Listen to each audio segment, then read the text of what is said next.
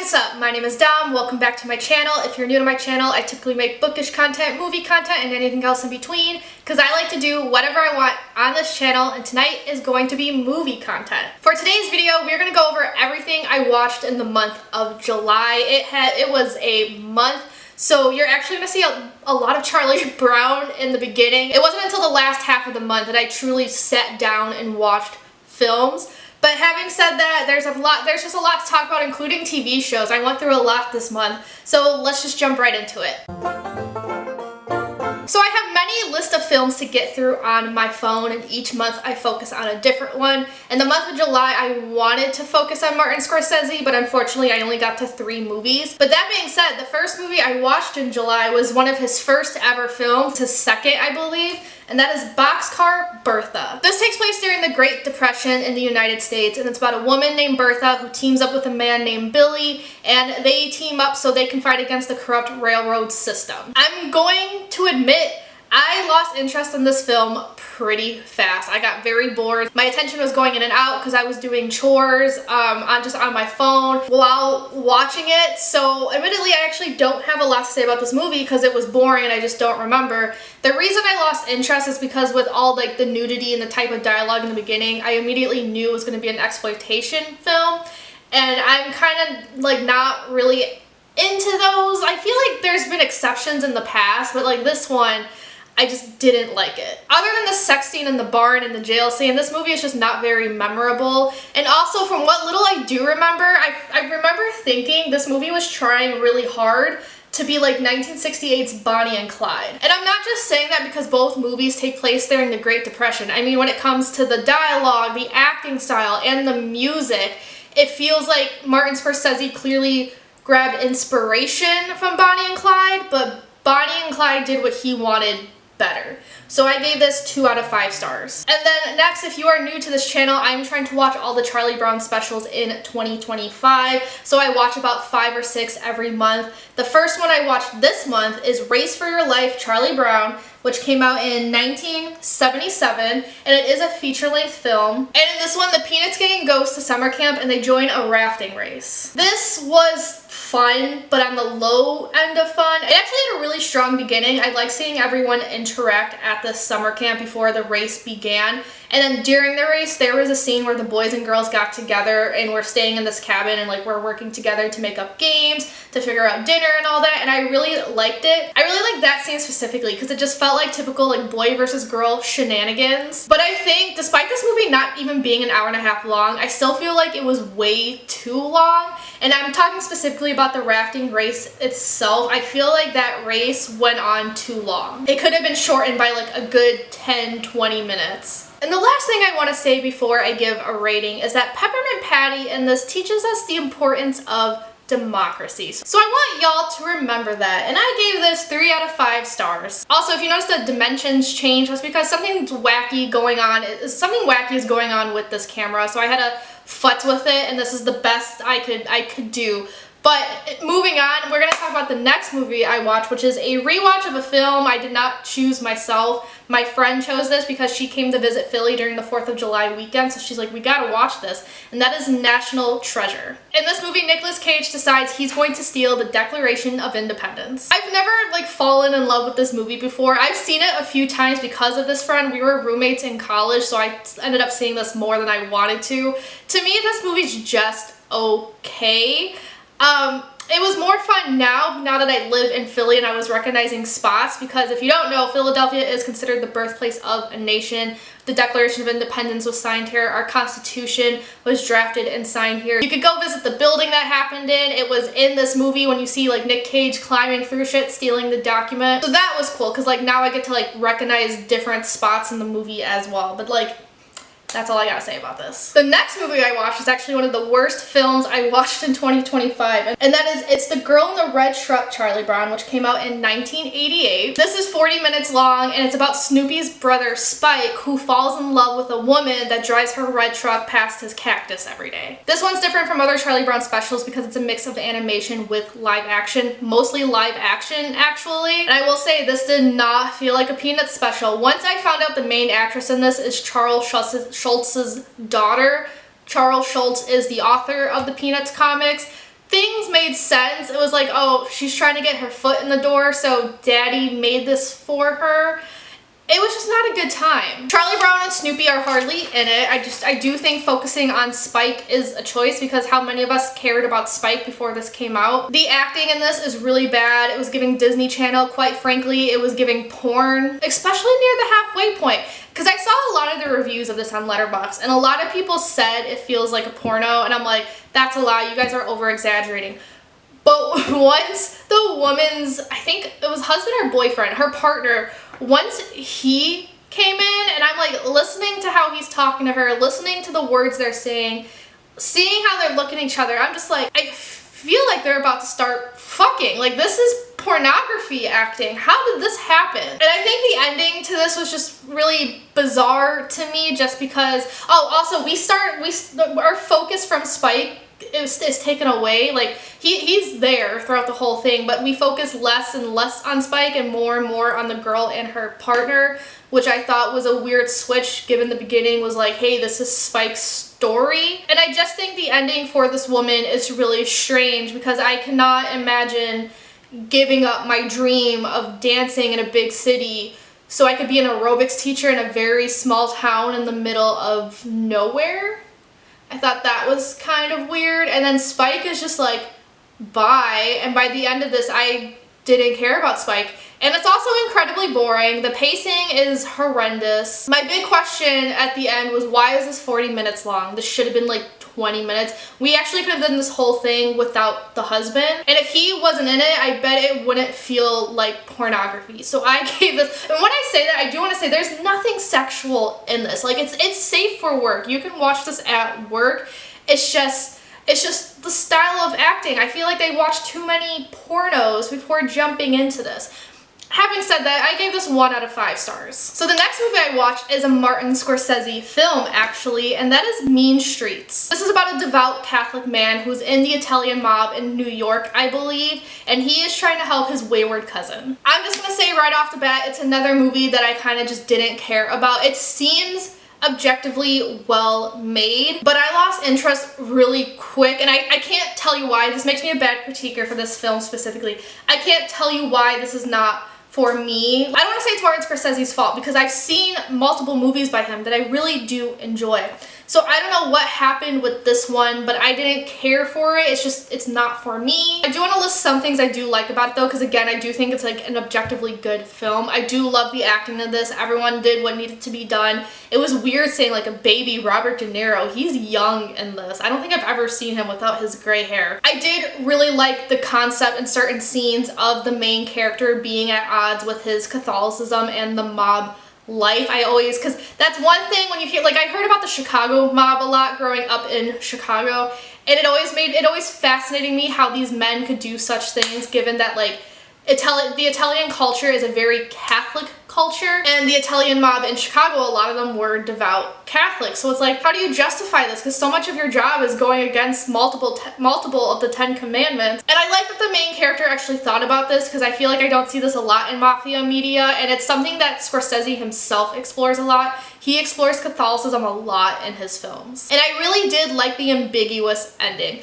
So I gave this 2.5 out of 5 stars. Next is another Charlie Brown special, and that is He's Your Dog, Charlie Brown, which came out in 1968. And in this one, Snoopy the dog is acting up, so Charlie Brown decides to send him away to training school, but Snoopy takes it upon himself to move in with Peppermint Patty. This one's actually pretty funny. I watched this on my lunch break at work, and I was laughing out loud. Snoopy's antics with Peppermint Patty were absolutely diabolical. He worked that poor girl to the bone, and he had a really sweet, cute little dance whenever him and Charlie Brown saw each other, and had a really cute lesson. You don't know what you got until it's gone. I gave this 3.5 out of 5 stars. Then I watched another Charlie Brown special. Like I said in the beginning of this video, the beginning of July was a lot of these because it was quite the month. That is Happiness is a Warm Blanket, Charlie Brown, which came out in 2011. And in this one, Linus is in crisis mode when he finds out his grandma wants to take away his security blanket. And let me tell you, I'm watching this thing. This was another longer one. It was about 40-something minutes, and I was frustrated for my son. Y'all need to leave Linus the fuck alone. Let him have his blanket. You know how many of my childhood stuffies I still have? Hold on. I still sleep with Max every day. He has been in my bed since I was 4 years old. I will be 28 in like 2 weeks, actually a week and a half. And if you told me I had to give Max away, I am throwing hands. I am fighting. I will be on the news. But in all seriousness, I did really enjoy this. I was a little worried because of like when it came out. I feel like the Peanuts have like their eras, and this one is like in its own era. It's all by itself. But I love seeing all the antics in this that got genuine laughter out of me, not just chuckles or air blowing through my nose. Like I was actually laughing. Linus was crashing the fuck out, and I get it because again, I have my own security here.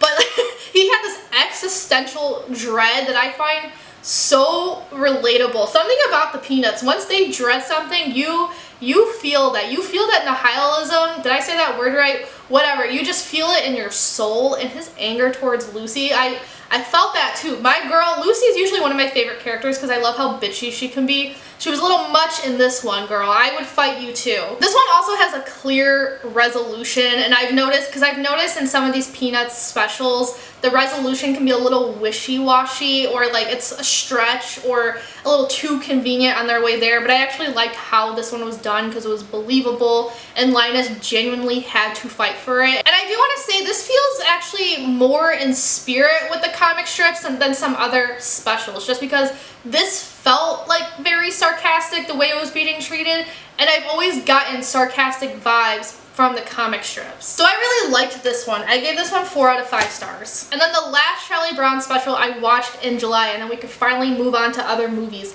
It was my best birthday ever Charlie Brown, which came out in 1997. And in this one, Linus meets the new girl in town who he thinks is very cute, and he invites her to his party, and he's awaiting her arrival. I will say the reviews for this one are awful. So I was expecting another 1 out of 5 star special. However, I ended up thinking this one was just fine. I really liked the girl singing. It was kind of cute seeing a little 8-year-old singing opera, and I thought Linus's love for her was really cute. I love seeing these characters be hopeless romantics. However, there were also a lot of things I did not like, and I could see why the reviews for this one are so bad. There are multiple scenes of Linus rollerblading, which cool, he can rollerblade. I didn't know that. But you can tell in these scenes that they're reusing clips, like they're not even new each time. So I think there are 3 total.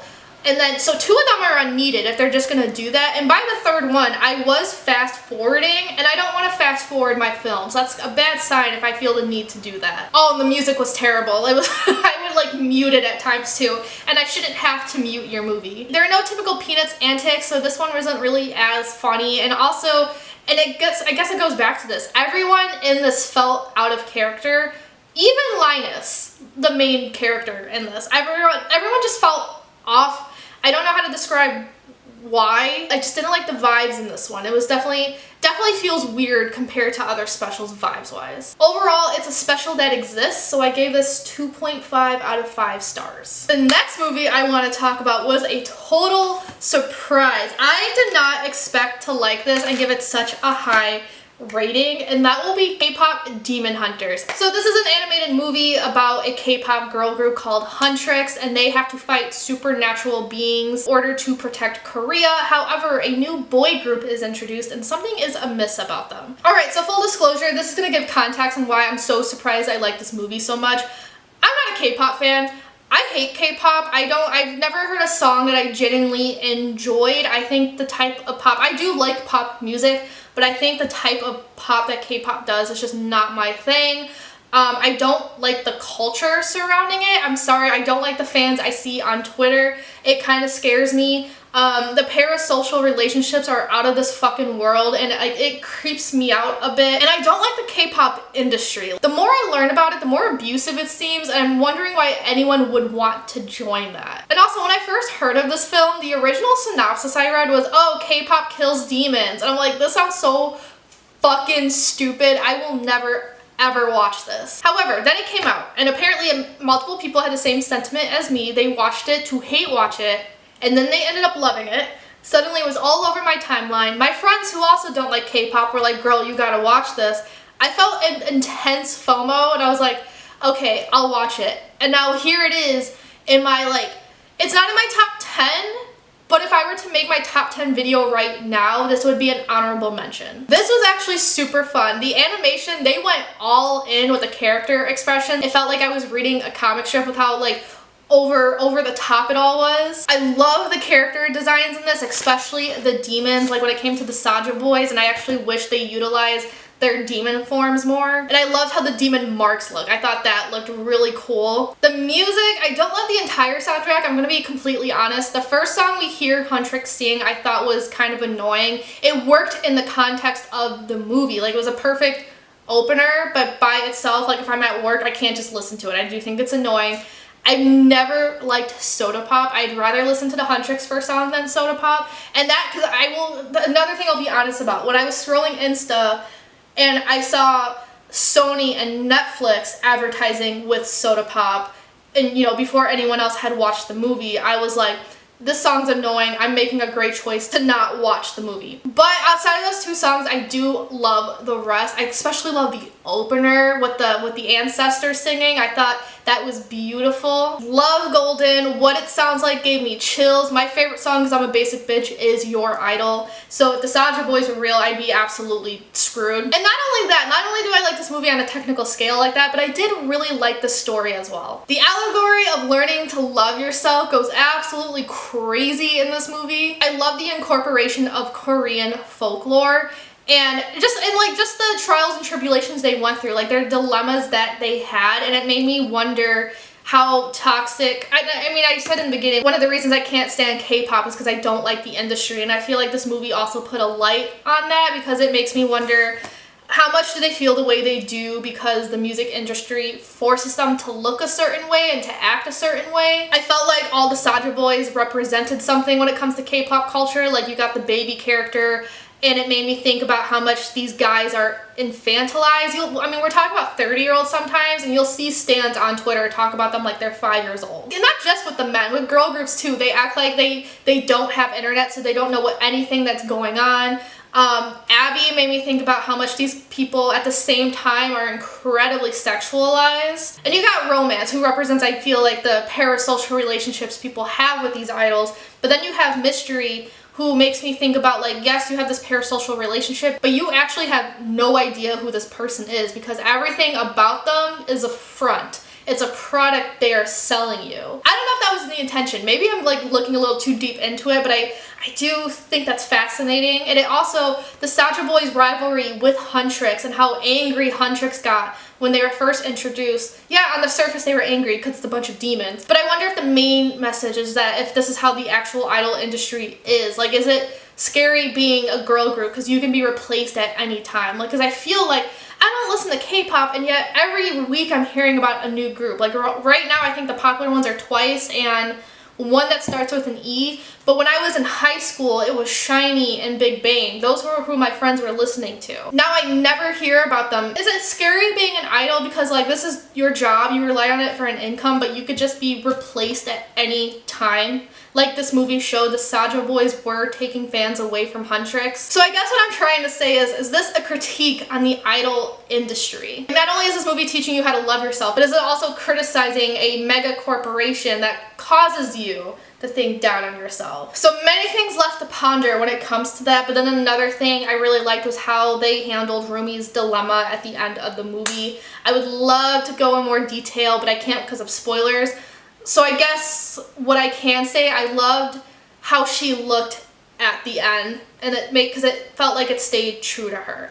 So this was very much an unexpected surprise. It's an unexpected favorite, one of my favorites of the year. I gave this 4.5 out of 5 stars. The next movie I watched is another unexpected favorite, and this actually did make my top 10 so far, and that is Where the Boys Are. This came out in 1960, which is important for the context and the things I'm going to talk about, and it's about 4 college girls from the Midwest who go on vacation to Fort Lauderdale, Florida, so they can meet a bunch of boys. So why did I watch this? I was in the mood for like those fun beach movies that came out around this time. This is the only one I knew the name of because I love the song by Connie Francis, who's in this movie, and then also rest in peace Connie Francis. I had plans to watch this. Like, I made the plan in early July to watch this, so I didn't watch it because of her death. It was just a coincidence, but I was so sad when she died because I love Where the Boys Are. I love that song. So that's why I chose this one specifically. And again, I thought it was going to be a fun beach movie because that was what I was in the mood for. However,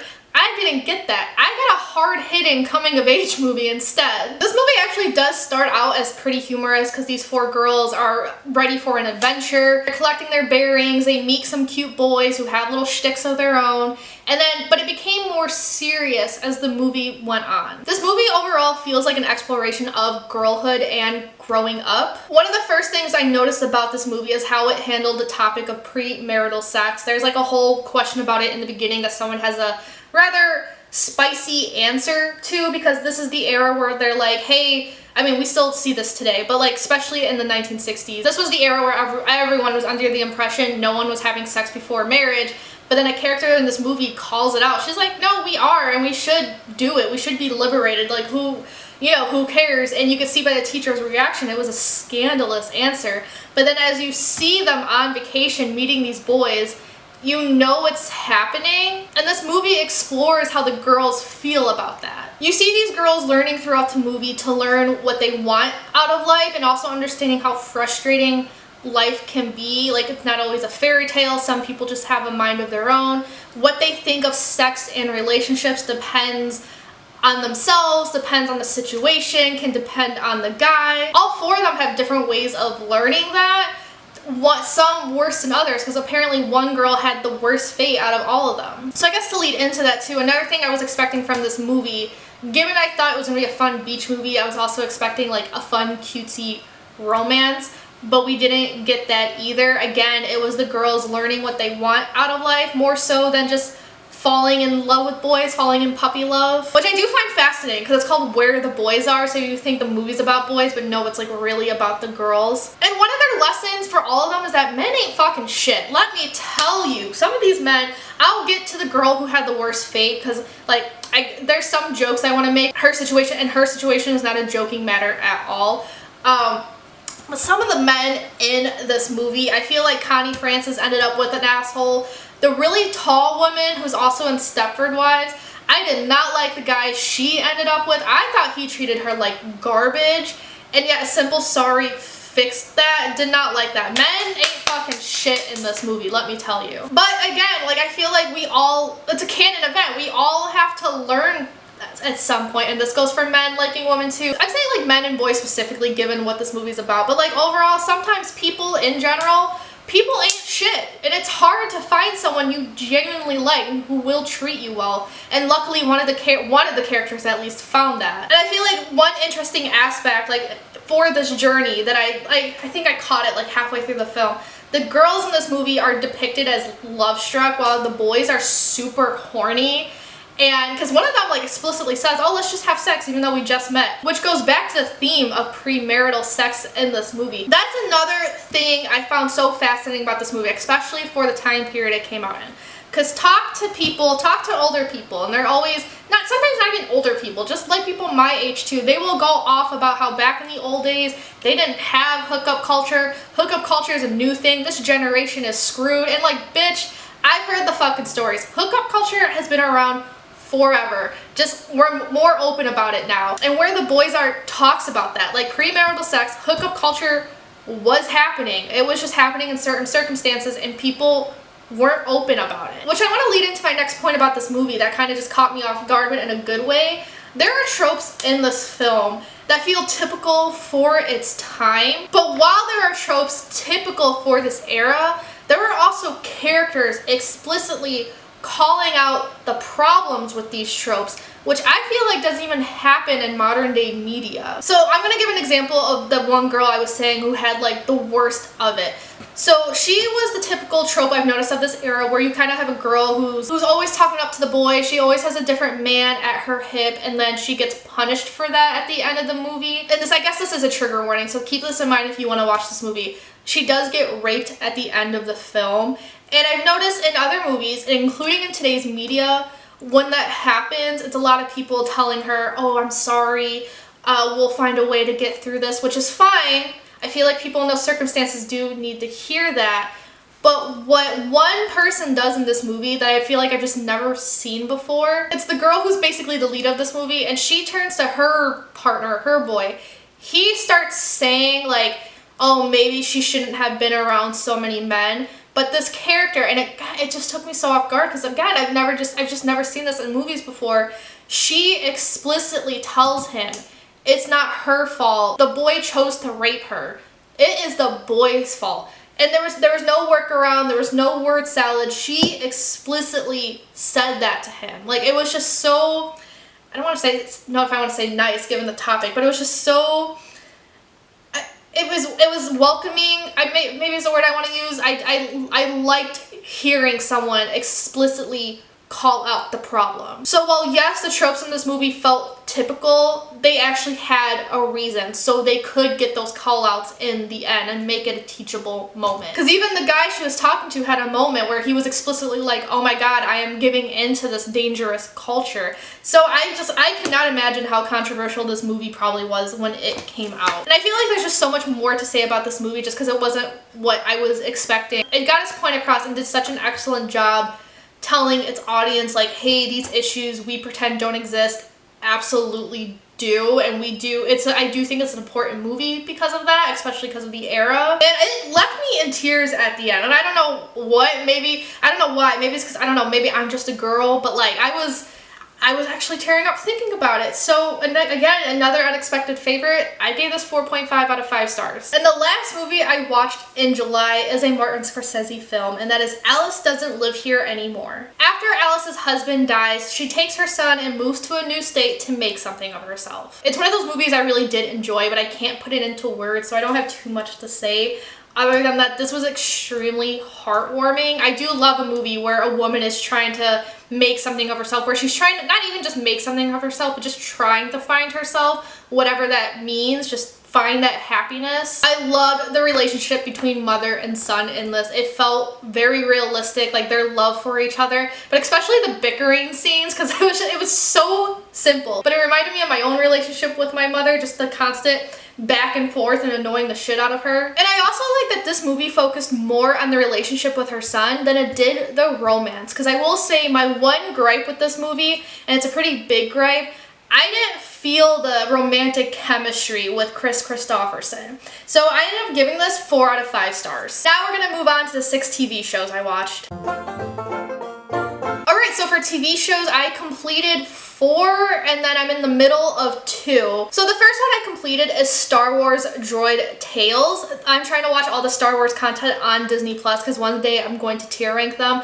I'm going to risk my life tier ranking them because the Star Wars fandom can be something else. God forbid you have an unpopular opinion.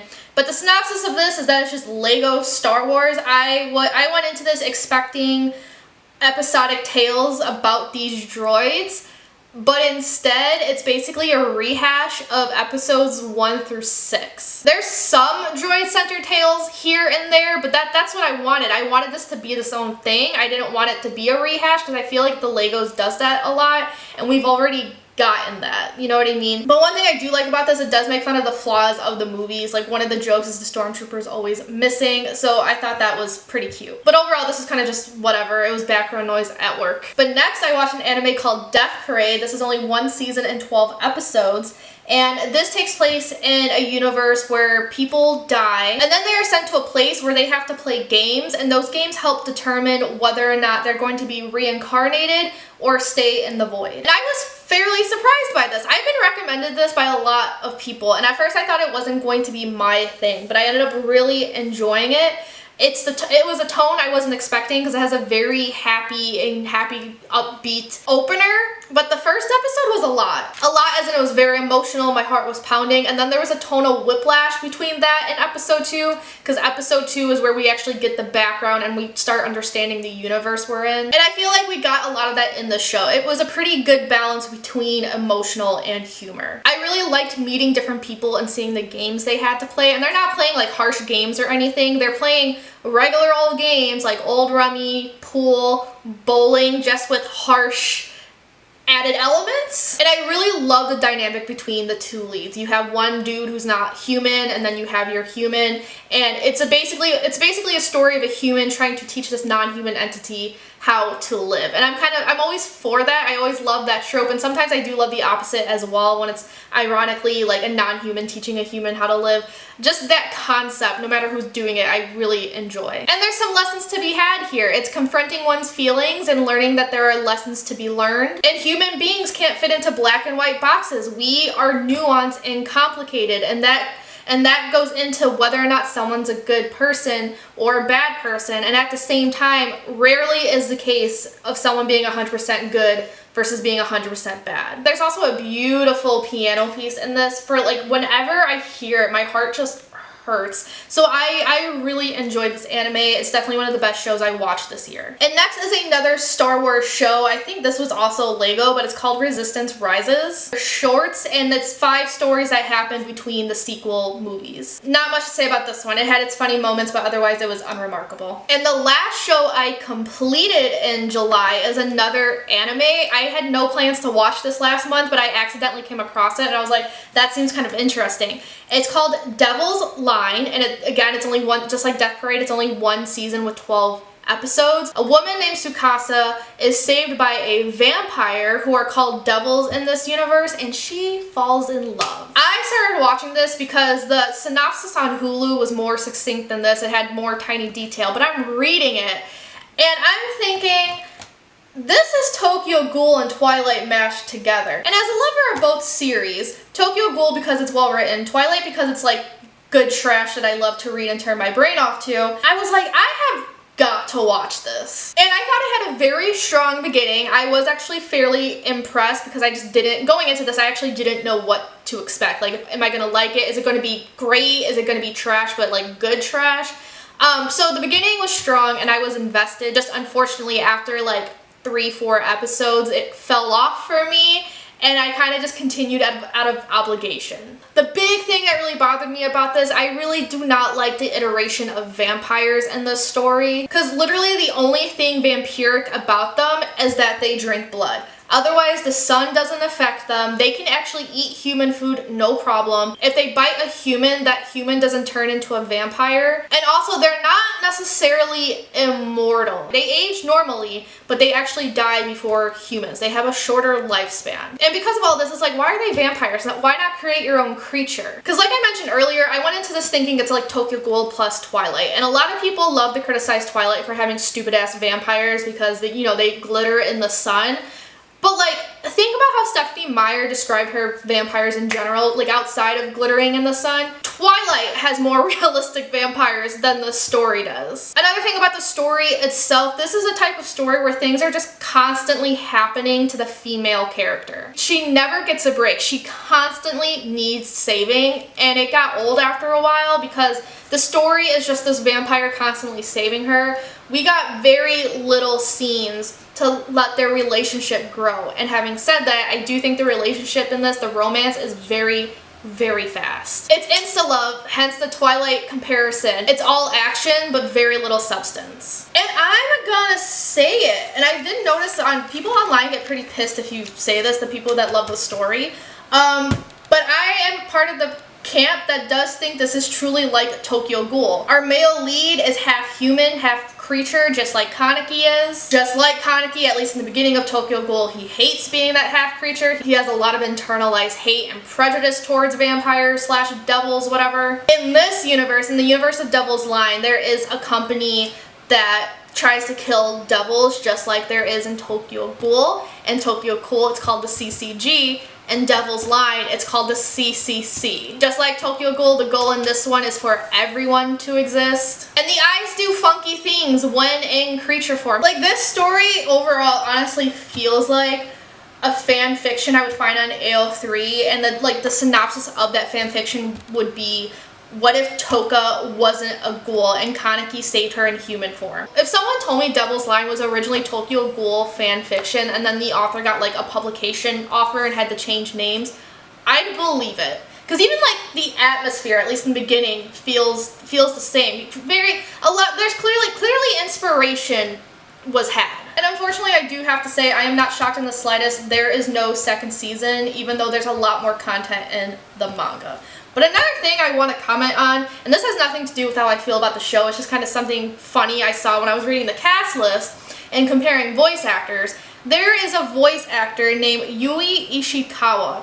And if I had a nickel, which is 5 cents here in America, if I had a nickel for every time she played a female lead with a scar on the right side of her face that was given to her by the male love interest, and her whole goal was to save and protect him, and the name ended in Kaza, I'd have 10 cents. Which isn't a lot of money, it's just very strange to me that it happened twice. So overall, I went into this for the haha and the teehees, and it ended up being like bad. Like not even good trash like Twilight, not at all well written like Tokyo Ghoul. Like it's not good. The Twilight movies at least completed the story. And for the 2 shows I didn't complete, one of them is The Golden Girls. I've talked about that a few times on this channel. So I'm not gonna talk about it some more because I didn't really watch too many episodes in July. But a show I started, and I'm only 2 episodes in, is One Piece. And this is about a man named Monkey D. Luffy. He's a pirate and he's trying to find the One Piece to become the greatest pirate in the world. I started this because a friend of mine, it really wants me to watch this. He's been spreading his propaganda for a while, and I've actually been curious about the series because it is very, very popular. It's just this show and the manga are so fucking long. I think at this point the manga's over 1,100 chapters. The longest manga I've ever read, I want to say, is maybe The Promised Neverland, because I think that had 200 and something. The longest I've ever read were Demon Slayer and The Promised Neverland for sure, because it's 200 something chapters. But 1,100, and then the anime has over 1,000 episodes. Not 1,100 just yet, but 1,000 episodes. How do you have so many fucking things to say to make a story that long? But I promised this friend I would eventually start it. Again, I'm only 2 episodes in though. I have no opinion because of that. Like, the characters are still being introduced to me, so I'm indifferent as of now. The one I can't stand is just Kobe, because he screams. All he does is screams. That's getting annoying. But I think I can read this faster than I can watch, because I do just want to watch other stuff. And I've heard the filler in One Piece gets annoying. The anime, I mean not the manga, the filler in the anime and the pacing in the anime are horrendous. So what I think I'm going to do is watch the first 10 episodes, see if I'm truly interested, and then switch over to the manga. But that is it for this video. Let me tell you, it was hard to film this because something is up with my camera. So this is the 5th time I'm trying to film this because my camera was shutting off after like 2 minutes and I just didn't understand what was going on and I was getting too frustrated. So luckily it's doing its thing today and I can post this, edit this and post this eventually. Let me know your thoughts down below if you like this video. Let me know if you've seen any of these things. If you're a One Piece fan, if I should continue with the manga. And anything else, if you disagree with some stuff I said, let's argue about it in the comments. We love to argue with walls and shit. If you like this video, give it a big thumbs up, comment, subscribe. Y'all know the drill. Without further ado, I'm gonna peace out and I'll see you guys later. Ciao a tutti.